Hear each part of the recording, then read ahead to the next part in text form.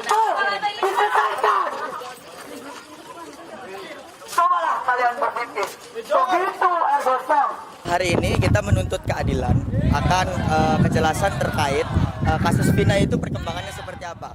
Kebetulan dari Permai ini sendiri sudah melaksanakan agenda sebelumnya, agenda aksi demonstrasi juga.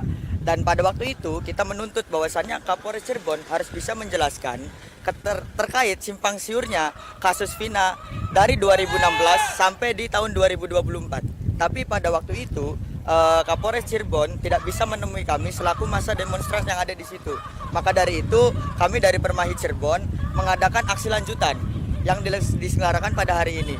Kebetulan kita tadi melaksanakan titik kumpul di UGJ, di kampus UGJ, dan kita melaksanakan long march ke sini, terus kita memblokade jalan, dan nanti setelah di sini kita akan menghadap ke resor kepolisian Cirebon Kota.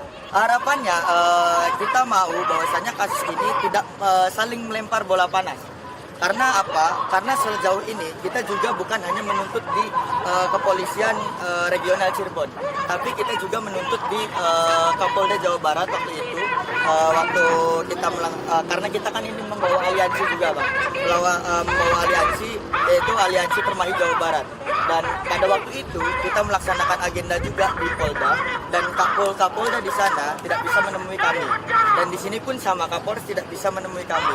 Harapan kita kasus ini tidak hanya ibaratkan saling melempar bola panas. Kita datang ke Cirebon, Kapolres Cirebon beralasan bahwasannya kasus ini sudah ditangani oleh Polda. Tapi ketika kita datang ke Polda, di Polda tidak bisa menemui kita. Jadi kita merasa bahwasannya ini penuh dengan problematika dan penuh dengan carut marut yang ada gitu ya.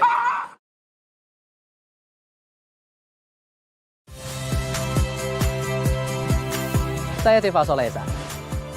Saksikan program-program Kompas TV melalui siaran digital, pay TV, dan media streaming lainnya.